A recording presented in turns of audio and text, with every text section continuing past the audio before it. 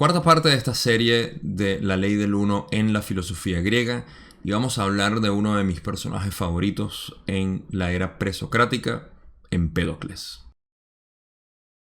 La razón por la cual para mí Empédocles es uno de mis favoritos es porque tuvo que lidiar con quien, ya saben por el video anterior, Parménides creó una especie de controversia o paradoja en realidad en cuanto a lo que era la idea de cómo era creado el universo o cómo estaba creada la realidad, al decir que nada podía venir de la nada o algo no podía venir de la nada, porque si vino entonces ya existía, entonces no podía convertirse o devenir de algún lado. Entonces, en ese aspecto, Parménides introdujo lo que fue una especie de paradoja a lo que era la realidad, y que nada era cambiante, sino que todo era permanente. Entonces, yo di mi opinión del por qué Parménides pensó de esta manera. Me parece que fue un extremo al que se llevó la interpretación de lo que es posiblemente esta realidad en términos de lo invisible, lo infinito, aquella parte que no podemos explicar. Y si bien lo que hizo fue introducir al pensamiento griego la idea de que tenía que haber algo, digamos, permanente que cambiara o que hiciera todo. Y eso fue lo que generó a través de las personas o los personajes que vinieron después de él. Creó de todas maneras este tipo de problema, lo cual para mí empezó a desviarse dentro de lo que era la exploración, como Heráclito ya había dicho, la exploración interna para poder ver el logos o la realidad o la mente, como muchos intentaron describirlo. Pero aquí comenzó, en mi opinión, la división. Y de hecho, la era presocrática, que de nuevo tiene que ver con la era previa a Sócrates, son todos estos filósofos antiguos que estaban buscando explicar la realidad de alguna manera. Está dividida, o algunos eruditos hablan de que en la era presocrática hay dos tipos de filósofos: los previos a Parménides, los preparmenidianos, por así decirlo, y los postparmenidianos, porque Parménides creó esta paradoja mental, y que luego Platón unió de una manera muy hermosa, pero no vamos a hablar de Platón aquí y no en esta serie tampoco. Así que vamos a enfocarnos en Empédocles, que fue el primero que intentó darle sentido a esto que Parménides estaba diciendo y crear un modelo que para mí explicó bastante, pero bastante preciso lo que es en realidad este universo. Y bueno, no me voy a adelantar como a veces hago. Así que vamos a pasar a la diapositiva donde tengo las primeras notas de Empédocles.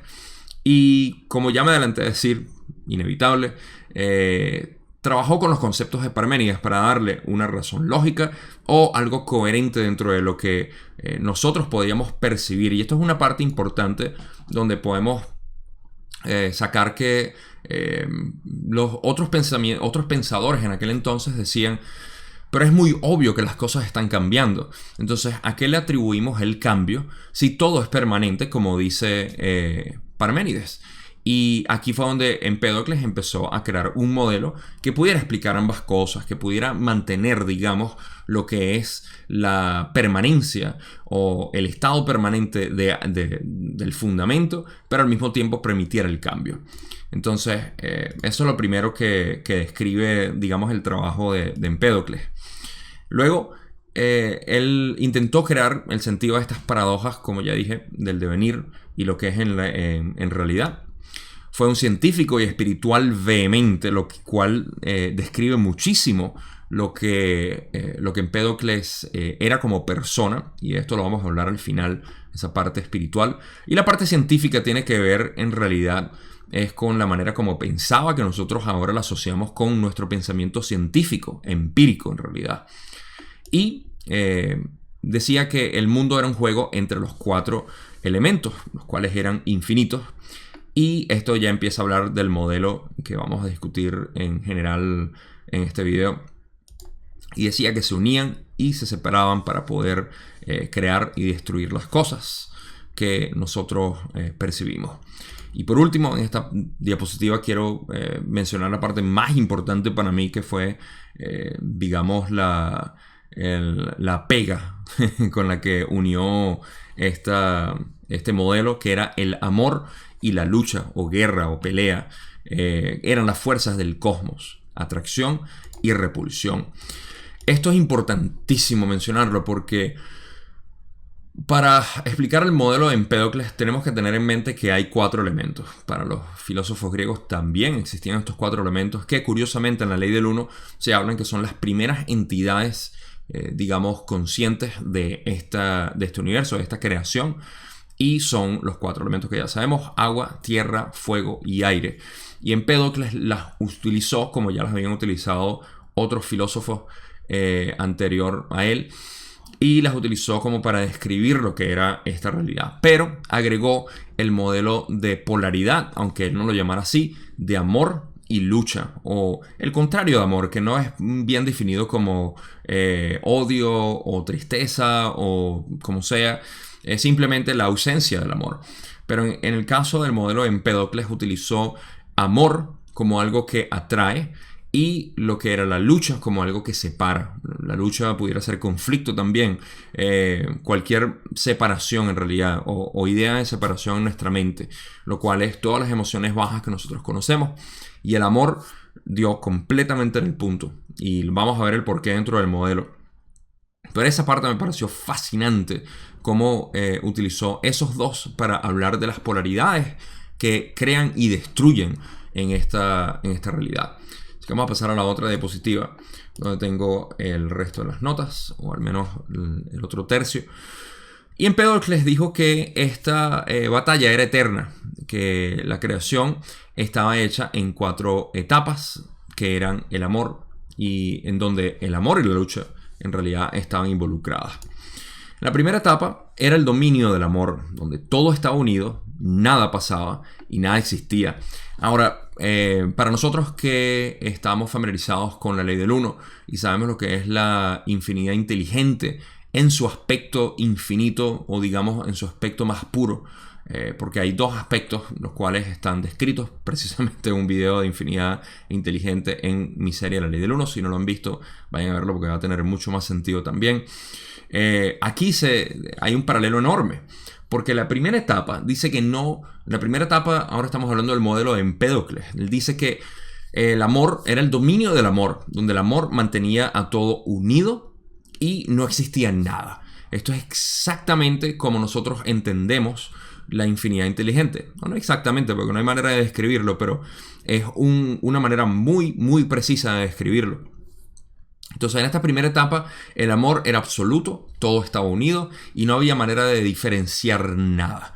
Entonces, esto ya nos da una visualización concreta de lo que es la primera etapa de Empédocles, idéntica, me atrevo a decir idéntica, en la manera como lo describió, a lo que es la infinidad inteligente, el creador, el origen, Dios, como lo quieran ver. Y esa es la primera parte del modelo de Empédocles. Vamos a ver la segunda parte, donde dice que el avance de la lucha creaba un mundo. Y esto quiere decir que el avance de la otra polaridad jalaba como para crear otro mundo. Si bien esto no está directamente relacionado, aunque pudiéramos relacionarlo a lo que es la ley del uno, sí existe la separación, que es lo que aparentemente la infinidad inteligente hizo para poder experimentarse a sí misma. Crear separación, porque si venimos del primer, y aquí voy a hablar de los 2, tanto de Empédocles como de la ley del 1, porque estamos hablando de paralelos idénticos o muy parecidos. Si venimos de una unidad completa, la separación es realmente lo que va a causar la experiencia. De lo contrario, no pudiéramos vivir, no pudiéramos tener esta. Si tú y yo supiéramos que somos uno y lo viviéramos y lo sintiéramos, no hubiese la experiencia que estamos teniendo ahorita. Y esto, experiencia, catalogada como sea por cualquier humano, es una experiencia nueva, novedosa para el creador. Entonces, esta segunda etapa en la cual Empédocles habla de que el avance de la lucha, que yo le llamaría más que nada separación, creaba un mundo.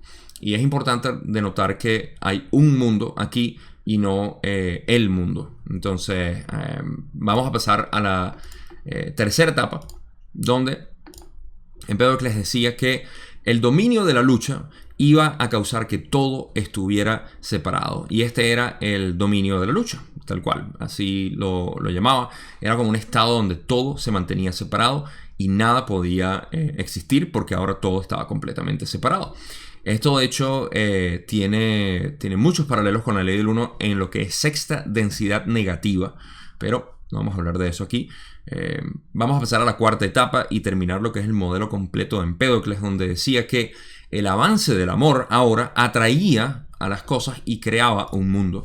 O sea, una vez que pasamos a la tercera etapa, donde el conflicto había hecho que todo se separara, y de nuevo, aquí estamos hablando de lo que son las partículas de los elementos, no nos olvidemos de eso, que los elementos se separaban por completo y no podían estar unidos para poder crear algo. Todo estaba completamente separado, así como en el principio todo estaba unido y tampoco se podía diferenciar nada. Ahora tampoco se podía diferenciar porque cada elemento estaba con lo suyo, cada quien estaba con lo suyo, y podemos ver que al menos desde un punto de vista completamente filosófico, podemos decir que estamos en un punto de quiebre, en separación, y estamos viendo los últimos estragos de lo que está haciendo esta fuerza, llamémosla la fuerza de la lucha por parte de Empédocles para mantener las cosas separadas, porque nuestra propia sociedad, y esto es algo que hemos hablado bastante en este canal, las fuerzas de separación o negativas han causado que nos veamos cada vez más separados, lo cual está bien porque eso nos hace como una liga.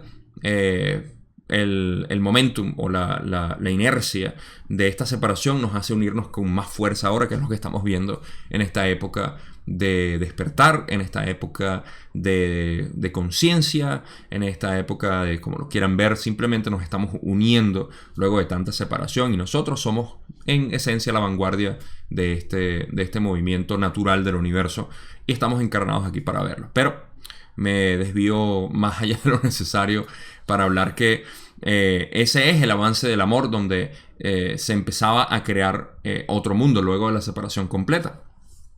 Y ese amor hacía que las cosas llevaran a otra primera etapa donde todo iba a estar unido una vez más para luego expandirse otra vez.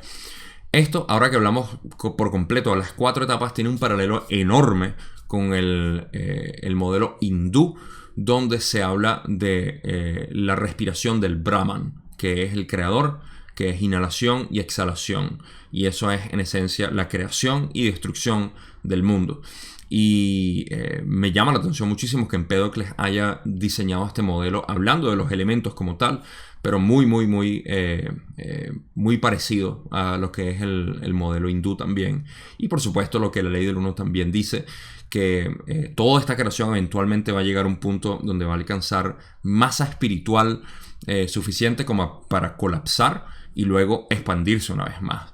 Porque ese es el proceso cíclico de lo que es la infinidad. La infinidad, para poder experimentarse, tiene que crear ciclos, y por eso es que también la entidad más completa es una esfera, porque habla, y estamos hablando ahora de la ley del 1, es una esfera la cual representa lo que es este círculo completo de toda la experiencia, de todas sus experiencias posibles. Esa entidad es, de nuevo, una esfera. Pero bueno, me desvío una vez más en cuanto a la ley del 1, y porque no es fascinante para mí hablar de la ley del 1, ¿no? Y bueno, esa es la parte de lo que es el modelo. Vamos a describir un poco más en las otras diapositivas lo que Empédocles pensaba de este modelo. Y decía que, primero, como ya dijimos, esta parte no la mencioné.